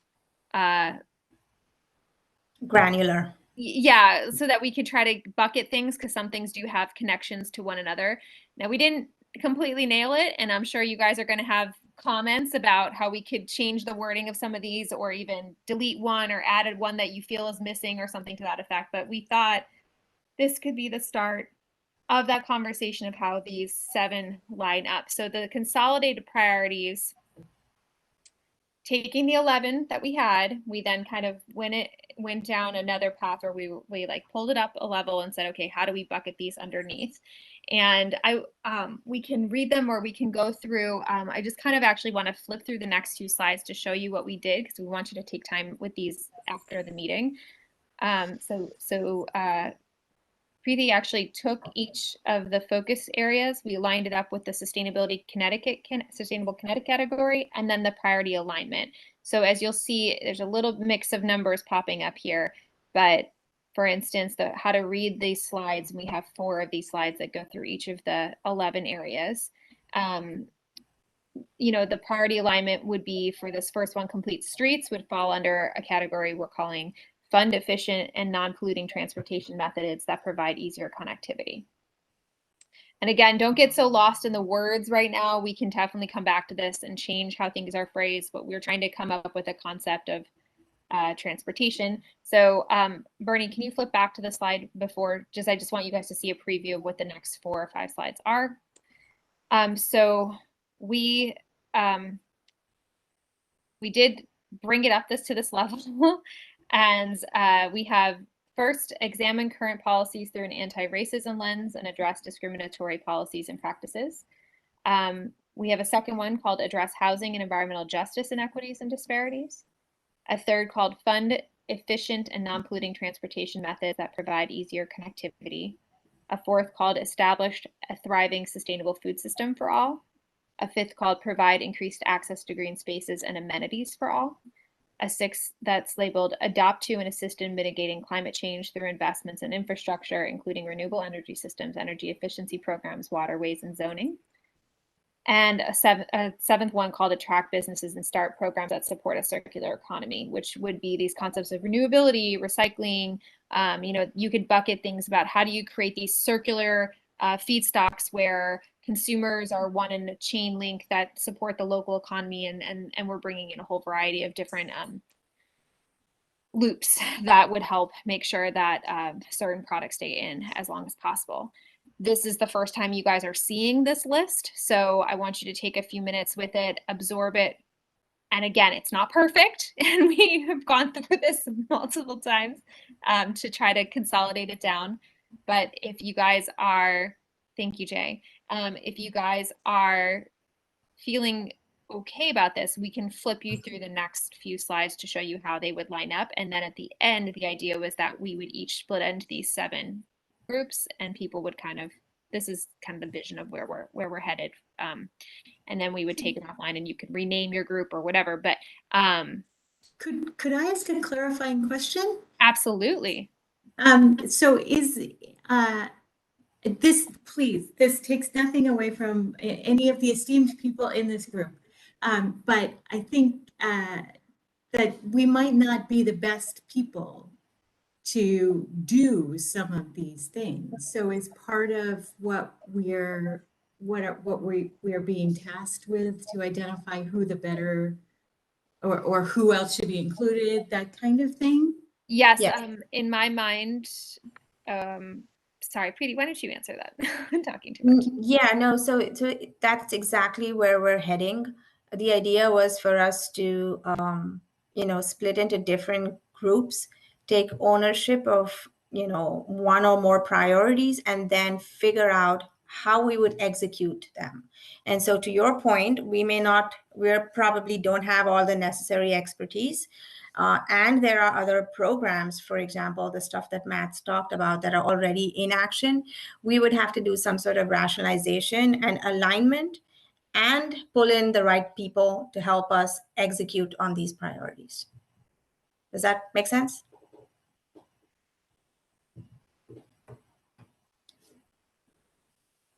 Okay, so I'm seeing, this is great because it would incorporate Matt's goals from Rachel. I'm seeing Ed say this looks good. Jay says the consolidated priorities list is excellent. Mary said, I really like this. Change number 7 to attract to support, but otherwise it's really solid. Who else has comments, responses, reactions? I guess the word priorities, and then you have a 1, 2, 3, 4, 5, 6, 7. I'd almost rather see bullet points, so someone doesn't assume that this is an order of priority, but rather here's a list. Agree. Thank you, Michael. That's a good call out. Yeah.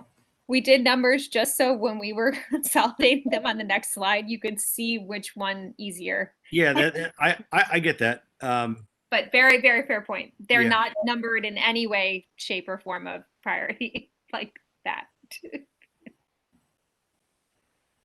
Bullets. I think this looks, have so much gratitude to you, Julia and Preeti. You guys, I can tell you guys must have done a ton of work, and I like this so much. The only thing I'd add is like that element of education and how that weaves in, and it probably makes sense for people. And this is, again, I don't know how we recommend this, but someone needs to be responsible for the communication, education somehow. And I think, Kim, maybe that is kind of weaves into kind of the overarching goal of establishing the framework, or to me, that's an operating model thing. So to me, an operating model is end to end. It includes exactly what you said, right? So there has to be components of execution, change management, and everything else in between. So I think what I'm saying is, as we start building our subgroups, there has to become a kind of a common chassis, or there has to be a common platform that enables each subgroup. So each one's not trying to do this on their own, because the end goal is to have the operating framework. And how are we going to get to that is through the synergies between the different subgroups and a commonality in terms of people, process, and perhaps even technology. Perfect.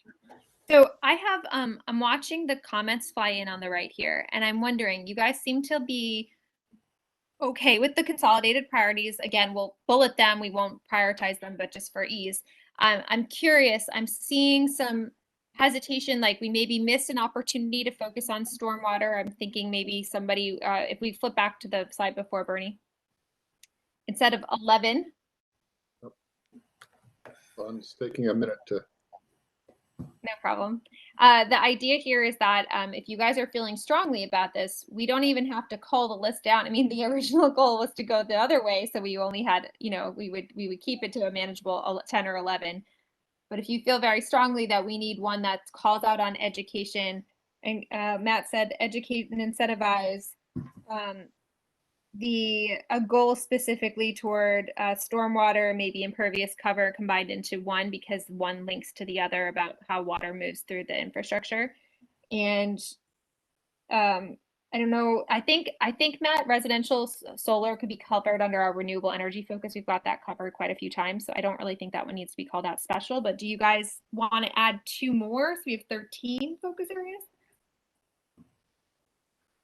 I think stormwater management is really part of climate change resiliency.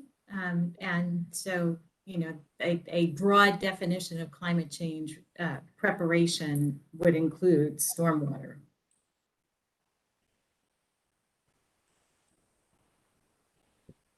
Yeah, and this is a super general comment would be that things will evolve. And so stormwater has been a priority, I know, but I bet you after Henri, our 5 inches in 3 hours, and then Ida, it has percolated, no pun intended, to the top. So it might be that we just have to have a little bit of fluidity, and just because let's face it, we're heading into a very chaotic world. So we don't want to be rigid in the face of that.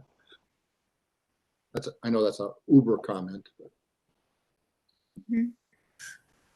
Other thoughts or reactions? I think water needs to be on here somewhere, both in terms of watershed issues as well as water conservation. Yeah. Impervious surface and low impact development and green infrastructure. That's I second the general notion of water, because I'll bet you a donut that 2 years from now we're talking about drought. I think we're going to have floods one year and droughts several years after that. So now, do you guys think that would fit under supporting an urban forestry and landscaping initiative, as was pointed out earlier? I do, and I think that the issue of extreme heat goes hand in hand with this, and I don't want to get too far off track, but they all kind of go together, and the tree canopy helps much with that, and all of that. Well, like water, soil, and air, that's real. Like if we take 20 steps back, that's what this is all about, right? Like clean water, soil, and air. So I mean, I'm assuming, that's exists somewhere in the realm of like what we're doing is creating an ecological community here. I mean, it does need to be stated. I'm glad Catherine pointed that out, but please don't. It's water, soil, and air. Yeah, so you can't leave soil and air out. Maybe Kim, just a general take comment or focus area number 3 up a level of generalization to the ecology of West Hartford or something like that. So number 3 would be called instead support a ecology of West Hartford approach, or something to that effect. Yeah, it would include water, forests, yeah. land. With the understanding that these all connect in some way, or there's overlap, there's connection, some influence others. Like this could be mapped. It would be all like a massive web. It's a web. Yeah, it's a web. I get the impression that Matt is really referring to a pretty massive engineering project, decades long, right? I don't quite see how that fits the category of urban forestry and landscaping initiative. It involves building and expanding huge tanks underneath the surface. It may involve finding a way to make asphalt more pervious, or pervious to begin with. These are engineering projects. And does that really fit the bill of landscaping initiative, which is such a narrow category compared to the engineering that Matt is referring to? I would suggest it's all of those things, because there is a lot of stormwater that can exist in, urban forestry and landscaping is not the right word, but like green spaces, there is a lot that exists there. And the great part about that is it is in the hands of citizens, and it allows us to have the conversation about, consumption, development, constant building without balance and stuff like that. But yeah, certainly part of it is exactly what you're referring to, like a massive engineering project, but everyone can play a role there. So I wouldn't want to lose that. And that's just another element that another way I look at all of these. Every, the municipal, residents, government, business, municipal citizens, everybody can everybody play a role here? So I don't mean to complicate it, but that is also how I look at these. How can people take action? The more you can include everyone in the community to take action, the better. That's a great point, Kim. we have a note in here, Heidi's making the comment that perhaps we use the word green infrastructure. So we could change the wording of number 3 to support urban forestry and green infrastructure initiative. And then that would cover landscaping, waterways, and a few other things. Johannes, would you be comfortable with that approach? That certainly gets there. It's a lot closer.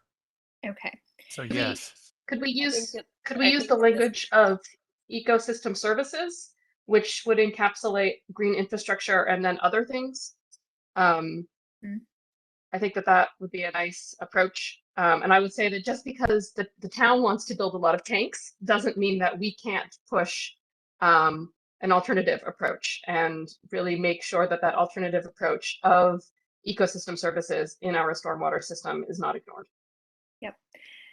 So ecosystem is a great word. Everyone should know exactly what it means and what role we play in it. I like that. So we're going to copy all the notes from the chat.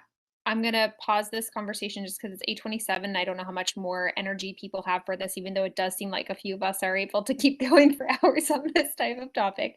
I also agree we could certainly use ecosystem services. Why don't we, we seem to sort of still be coalescing that these 11 seem to capture it at some level, and we can tweak some of them so that they can go a little bit bigger or a little bit smaller per the conversation we're having. Does that feel right? Like that we don't really need necessarily add a 12th one in? I guess my only comment, and I know that I keep coming back to this, I think I was a little worried when someone mentioned that whatever the people who get number 5 decide what to do with affordable housing, that could be perhaps deprioritized. I just really want to make sure that, multifamily housing and dense affordable housing is included in whatever, those two things, dense housing and affordable housing, do make it into something that we support. We have really seen across Connecticut over the summer the sort of some research coming up that's really pointing to the towns that are really doing well are towns that have been allowing multifamily housing to go up and who are providing affordable housing. And so I just really want to make my plug for making sure that isn't somehow dropped from this list. Okay, so I wrote down affordable dense housing. We'll change that affordable dense housing. Do you want to also say multifamily? I feel like I want to leave some room for maybe for the team who takes that one to define it. That's fine. I think I wanted dense and affordable. So okay, both dense is fine. All right, guys, it's 8:29. We did not get through all of our slides. In fact, we may have lost some of you. I'm not even seeing how many people are still on. I'm not sure. Preeti may have had to drop. Oh, no, you're still here. No, I'm here. Fantastic. Okay, so I'm going to kick it back to you. And do you guys feel okay with staying for 10 more minutes while we wrap this up and then point out our next steps and what we're going to do? Swear we won't steal more than 10 more minutes. I'm afraid I have to go, Julia, but next time. Okay, so Johannes, please make sure that you read the follow-up next steps because we'll recap what everyone needs to do. Very good. Absolutely, will do. Thanks so much, all of you. Take care. Okay. Back to you, Preeti. All right, so can we have the next slide, please? Keep going. Next, please. So these couple of slides, actually, we really don't need to spend a whole lot of time on these. I think I'm just going to quickly spin through them. Julia already touched upon this. Think of this really as a mapping exercise, just to ensure we're staying within the guardrails of sustainable CT. And so that was really the intent behind doing this mapping, just to make sure we're not kind of doing our own thing and veering off in a different direction, because there are already established categories, 13 of them, which we reviewed in the last meeting. This one's really kind of mapping. The way you would read this is really focus on the middle section of the slide. These are our focus areas. To the left of it, you have the category, and to the right of it, you have the priority alignment. So any questions on this? Again, I don't worry. Given we're at time, I'm just going to skip over to the last slide, please. You will get those. I'll just make one comment. Yes. You made the point about staying within the lines of the program. So the Sustainable Connecticut program itself recognizes that it's an evolving program. Mm-hmm. And so it is always willing to listen to feedback from communities if there is an area of sustainability that they have not captured in their program. Okay, that's good to know because there were a couple where I struggled and I didn't see a one-to-one mapping. So I kind of just, wagered a guess. So I think, yeah, we could certainly take this back and perhaps recalibrate and maybe come back to you on whether or not we think there should be an additional category. Yeah, in particular, they really fall short on anti-racism. They really Yeah, just the equity part of it. equity. Yeah. But The town of West Hartford has also made some comments that they have no focus on public safety or mental health and well-being. Great. That's a good call out, Catherine. Thank you. Okay, can we just move over to the next slide, please? One more, please. And then the last one. Okay. Yeah, can you go back? Sorry. Yeah, thank you. Okay, so we've talked at length about vision, mission, goals, focus areas. This slide really focuses on what's next in terms of an execution plan. And again, I touched upon this, throughout the conversation. The thought that Julia and I had was that we would really move forward into the next phase of the work that we are attempting to do. So I see our role as, taking some of these focus areas and actually making them actionable. So an attainment plan of sorts probably needs to be come up with. The thought here was because we have now whittled things down into specific focus areas and then further coalesce them into priorities, we could potentially divvy this up, establish some subcommittees, and these could be based on, the alignment in terms of expertise, a desire, an aspiration, a combination of those. Each of those subcommittees would pick up one priority area, which may have one or more focus areas. I think we talked about that. There could be multiple mappings there. And then those committees would then be tasked with refining some of these objectives and goals, what we're referring to as focus areas, and defining the key success factors and the measurement aspects. So really making this more thinking about this in terms of more attainment and execution. Each subcommittee would refine the goals, make them measurable, identify KSF, and then really potentially try to map those to a roadmap or timeline. Now, granted, we do have some work, again, probably at a subcommittee level. Each of these subcommittees would have to rationalize this against the work that the town is already doing. Obviously, we don't want to be redundant. We don't want to duplicate. We don't want to waste resources. So there would have to be a tight alignment, and that would then get fed into an end-to-end roadmap. So I'm going to pause there and ask for a reaction in terms of this is where we were planning to take this, but obviously open to ideas and suggestions on whether or not this is plausible to you all.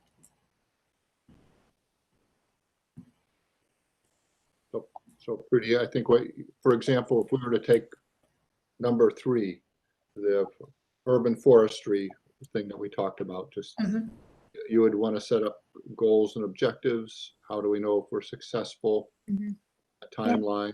Yep. And then, that it seems like a logical extension to me. Yeah.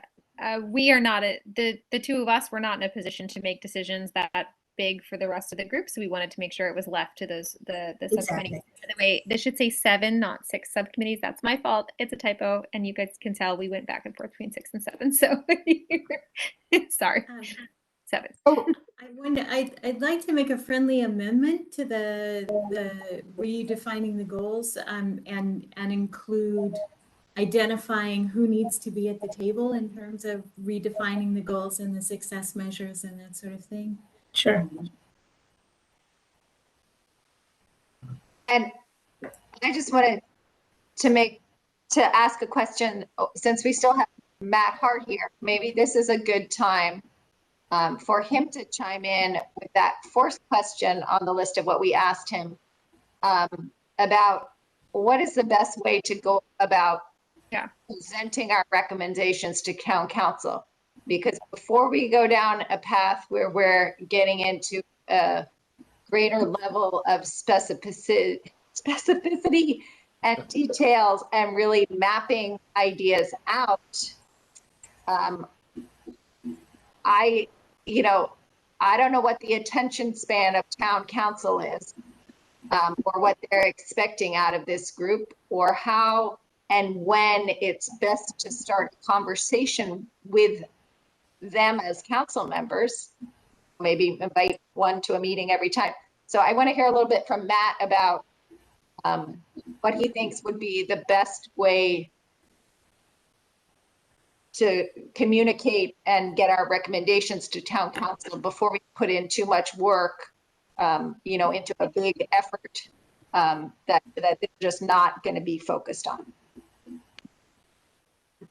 Oh, thank you, Catherine. Happy to share my thoughts on that. So in terms, let me try to answer the when question first. I did suggest earlier, feel free to reach out to individual members to invite them to a meeting and talk about their policy priorities, particularly as they relate to sustainability. But I do think at some point a presentation to council committee would be helpful. And you could do, I'm not sure you need to complete all of your work. I think, Catherine, that's probably a concern of yours, is maybe a presentation before the end of the calendar year to show them where you are and get their feedback. I'd be reluctant to do it. I just don't think you're going to have time to do it before the election. And we're going to have a new council. Chances are many, if not most, of the incumbents will be re-elected. But I would wait and make a presentation to council committee post-election. And you can decide if you want to present more of a complete report or an interim report and get their feedback. Matt, a clarifying question. When you say council committee, is that the full council or is that the Public Works and Facilities Committee? It would be, yeah, good question, Bernie. It would be one of the committees, probably either community planning, maybe Public Works and Facilities. It's really at the committee level. That's the committee is where they roll up their sleeves a little bit, and there's more discussion, engagement. That's really where we tend to share. That's where most of the work gets done. So, just using the clean energy plan as an example, I think you started with committee. You were able to make a good presentation there, good Q&A with the members. And then, when you brought it to the full council, most of them were already familiar with the subject matter because of that committee discussion. And Matt, when you say report or interim report, now keep in mind, this group was not tasked to write a sustainability plan. It was tasked to give recommendations.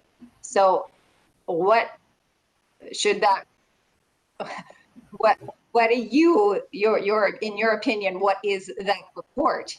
Is it a list of recommendations which are more kind of action and project focused? Is that where the town council kind of, those individuals' eyes light up? Or is it goal, is it more goal oriented, or are we going to lose them and are their eyes going to glaze over if we provide them the above? I think it's more the former. I would package the work that you're doing now and present them with a list of recommendations. If you want to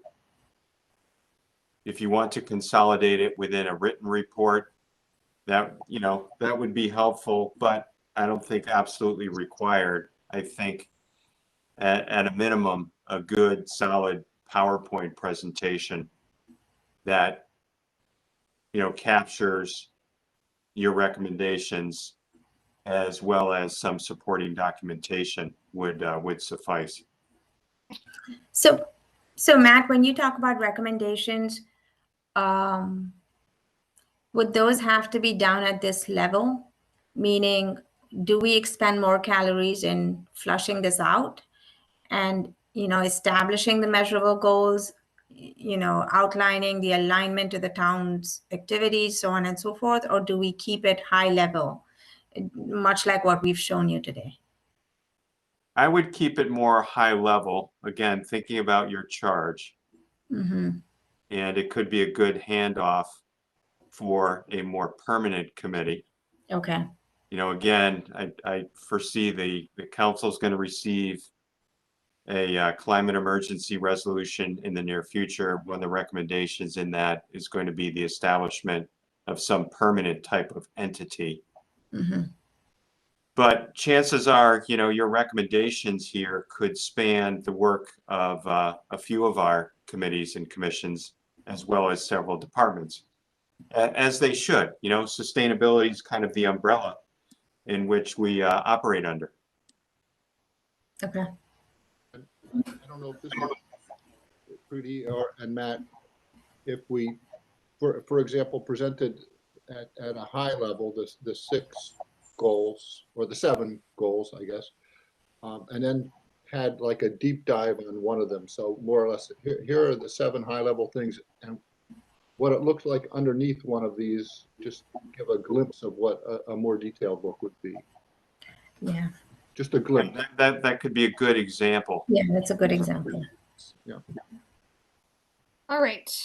Well, Matt, do you have anything further that you would like to give us in terms of advice? Because we are now really pushing it in terms of borrowing from people's evening time. So I just wanted to thank you so much. I really enjoyed the conversation and the ability to interact with you, and really want to thank you for taking a leadership role to benefit our community. Thank you, Matt. okay, so we are basically out of time. We did decide we were going to have a separate group that was going to call down on mission and vision. I would also see if there are volunteers who want to help us reflect on what Matt shared so that we can nail the right direction going forward. Preeti, do you want to head up a group that would think through like whether it should be, what level of goals that we should be shooting for? So please reach out to myself or Preeti directly and volunteer for one of those groups. We won't do the break into teams thing quite yet. I think it's probably worth us doing another revision round after and reflecting on what we heard from Matt. Does that feel appropriate given the direction? Yeah. Okay. We also heard that it probably is a presentation, a high-level presentation with a check-in in December, which I think is really great. Maybe, Catherine, you can help us figure out what date that might look like, because I know holidays basically means you're really working for things before December 15th and after Thanksgiving. So we've got a small window. So why don't we commit to those follow-up items? We'll work out a little bit more on the mission and the vision, keeping in mind it's still a short-term thing. But again, if we think of this as more like a football, we're passing off to the next iteration. I would also propose that we need to put in a section about our future and the recommendations about the councils. That's an area that's still kind of missing. We've got some logistics things in there.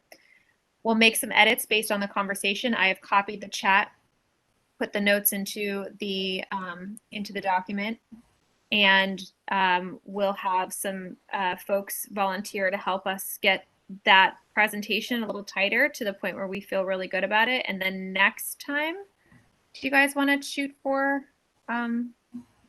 it's breaking out into teams? That sounds fine. And sounds good. I'm happy to try and incorporate the graphic that I had developed with Kathy Sipes, if that's helpful for this presentation in December. So you guys can that would be great. You know, Rachel, that might be perfect.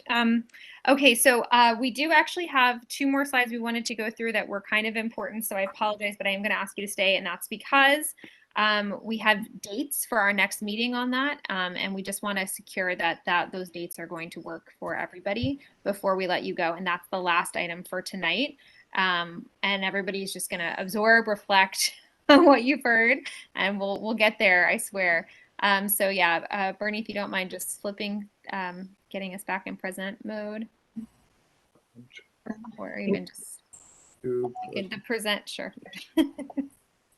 Thank you. Okay, next. So forget this for now. Next, we'll skip the roundtable for tonight. There was a shout out we talked about at the very beginning. If you do want to get involved with this, please contact Chris. I will be walking in it as well. And we were hoping to get others from this group interested. Next. Catherine, This is another volunteer opportunity. I will send an email to the group with both volunteer opportunities. This is from the Clean Energy Commission, who is looking for EV owners for a Q&A session on October 7th.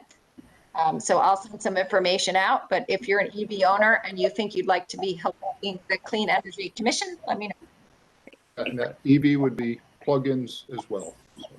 Plug-in electric hybrids. Those will all work. Okay, great. Next. This is the slide I think we're looking for. All right. So we just were double checking that 3 weeks seems to work. The next one, we can go into this more in depth during our next meeting, but the next meeting is scheduled for October 13th. Good. Any good? Okay. October 13th. All right. I'm seeing some thumbs up. So Catherine will set that up. We also think 11/24 should be canceled because that is the week of Thanksgiving, and 12/15 is the next West Hartford Clean Energy Commission, time where we're going to overlap. So Catherine will be in two places. So Catherine and I had a proposal that maybe instead of we would have an 11/3 meeting, but then we would have a 12/1 meeting, which is in between Thanksgiving and this February 15th date, and might be the perfect timing if we have to present later in December to the town. So would you guys be okay with us swapping the 3 weeks for more of like a think about it? We'll solidify that next time. Think about that. And the final and last question that again we can address during the next one is just making sure that we're using this email listserv appropriately. Catherine had a question about whether we were feeling overwhelmed, overburdened, or whether it's okay for us to share things like announcements like the park parade or the EV event, and if you guys are cool with that. So send your thoughts to her privately. We can cover up that the next time. We can discuss that next time as well. Yes. And I think that is our last thought. So Bernie, I think there's one more slide that just says thank you. Hold on. Go the other way. You're going the wrong direction. No, when we start roundtable. Yeah, sorry, we're not going to do the roundtable today. The other direction. And then we just have a bunch of these are all your vision comments from the last time, so don't worry about that. All right. With that, what a passionate and wonderful, incredible group of people you are to dedicate yourselves for 2 hours and 50 minutes on a random midweek. Thank you so much for your ongoing commitment to this. Thank you for your comments and feedback. Thanks to Preeti because she did a lot of the work for this presentation. Thank you to you. A lot of her lifting. We'll noodle on it. You'll absorb, and we'll pick it back up in a couple of weeks, and we'll try to get some small groups together in the interim to try to massage some of the words. Okay. Thank you, Julia, for everything. Great. Thank you. Thank you, everyone. Thank Thanks. you. Good night. Don't cancel yet,